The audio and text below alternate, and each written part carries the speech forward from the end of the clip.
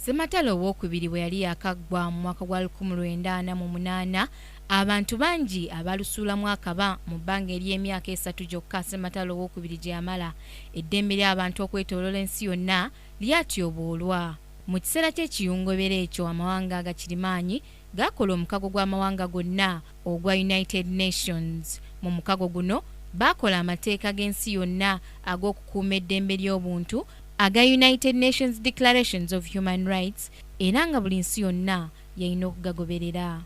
Gakolebwa ku lunaku olwaleero era ne lutongozebwa ensi yonna ng'olunaku lw'eddembe ly'obuntu nga ne Uganda mw'ogitwalidde.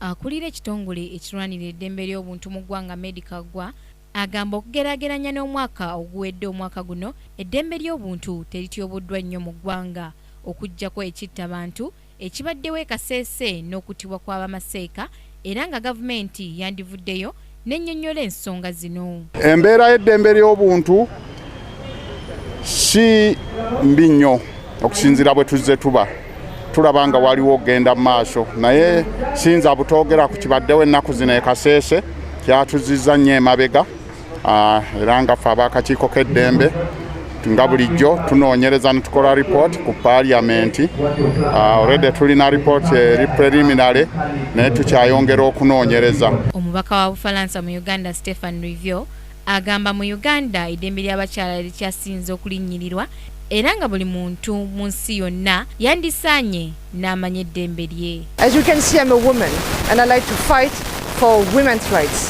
Women in Uganda are sometimes subjected to violence, gender-based violence.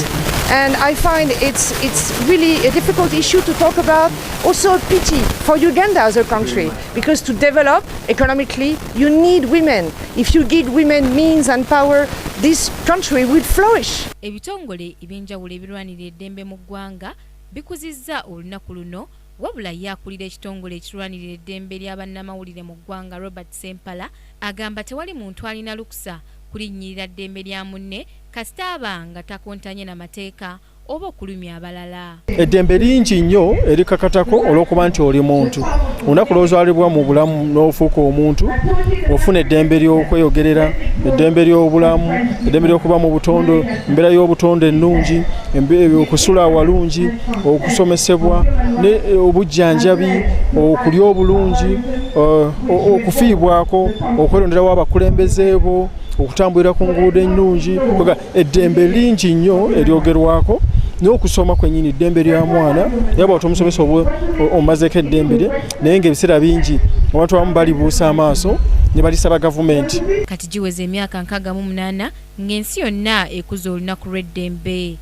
Bannayuganda be tuwayizzaamu nabo bategeezezza bo nga bwe batalina ddembe era nga n'ekya Uganda okukuza olunaku lw'eddembe tekirina makulu. Sina ddembe ng'omuntu omu. Ddembe lyasigalira ku bantu abamu mu Uganda naye nga nze munnayuganda sina ddembe. Sisobola kukulambululira lwaki sina ddembe naye okwogera kwange awo ensobodde okugamba.